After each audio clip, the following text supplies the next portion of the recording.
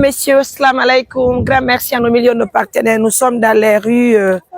Assalamu alaikum.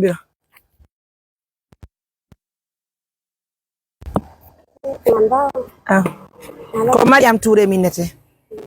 Don jam. No aifi. Pay koy. Habe mi wallan jipingol dum do.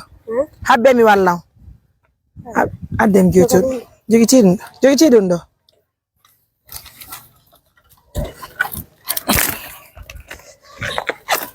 Mesdames, messieurs, merci donc à nos millions de partenaires. Merci à tout le monde. Don jam.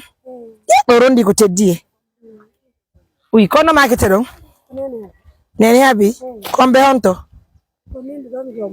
yo do ni jam do yiwi honto do yiwi tenugol oui do ni jam haray min ko Mariam Touré mi wiete ko mi woni ko ardi nde mo jobere wiete ni assistance humanitaire d'urgence wontirde kamede mamu aw haray ko dindo do wondo ko mane wala ni on forage on dindo do ni jam do hayfi aw haray ko partenaire bi amen wiete be général Aminata woni ko neldi men di maaroji be okkor miskina be julbe Allah be hatto nyimbe be balla nani haray ndo ko non je amin amin Allah man amin amin ya rab amin barka amin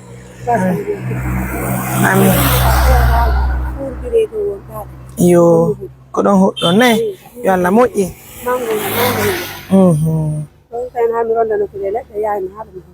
ella wala ɓayɓe ɗe yaari joni golle haray ko joma gonyi muyen feƴƴar men feƴƴiyon mi yiltiti nani mbiyan haray fi yeso on ɗo tay kadi donganga parce que so teddi pandi moƴƴana sonnaɓe ko non woniri barka nani yo Allah hafire no moƴƴiri musidɓe on ɓe suivude assistance humanitaire d'urgence grand merci à nos millions de partenaires.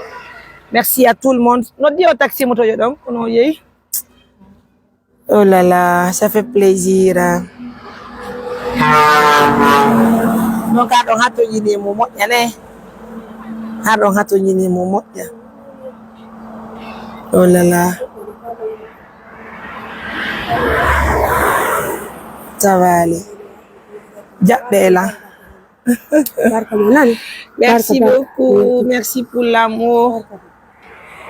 Mesdames, messieurs, merci à tout le monde pour la confiance et pour l'attention que vous nous accordez à tout moment.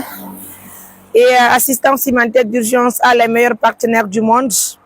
Elle se voit à longueur de journée dans les différents villages. Nous rencontrons des mamans qui souffrent énormément, qui méritent l'attention de l'État guinéen. Nous invitons encore une fois de plus les partenaires de confiance, notamment les opérateurs économiques, les bailleurs de fonds, les institutions, pourquoi pas même les différents ministres du pays, l'État guinéen, le président même de la République, de faire en sorte de soutenir les actions de l'ONG, Assistance humanitaire d'urgence. Comme vous le comprenez déjà, et tout ce que nous faisons à longueur de journée, c'est une façon d'apporter un soutien à ces personnes vulnérables. Cette maman qui avait ce fagot de bois sur la tête tout à l'heure, elle est joyeuse, elle est contente parce qu'elle a gagné 2 sacs de riz. C'est grâce à nos différents partenaires quand même. Nous vous disons un grand merci, encore une fois de plus. Merci pour la confiance et tout ce que vous nous accordez à longueur de journée. Donc, Dieu ne hote kasudu. Haray, Inch'Allah, nyande Allah mou yeyi do yi desi Allah mou. Nani biro? Barka mon nani. Indo yinde non? Très bien. Elle s'appelle Nena Ngabia. Suivez la vidéo, likez la vidéo, partagez-la. Quant à nous autres, on continue la mission dans les rues de la Guinée-Conakry. Pardon, dans les rues de la Guinée. C'est normal, la Guinée, puisque aussi la route Guinée fait partie de la Guinée. Merci à tout le monde. Prenez bien soin de vous. Au revoir.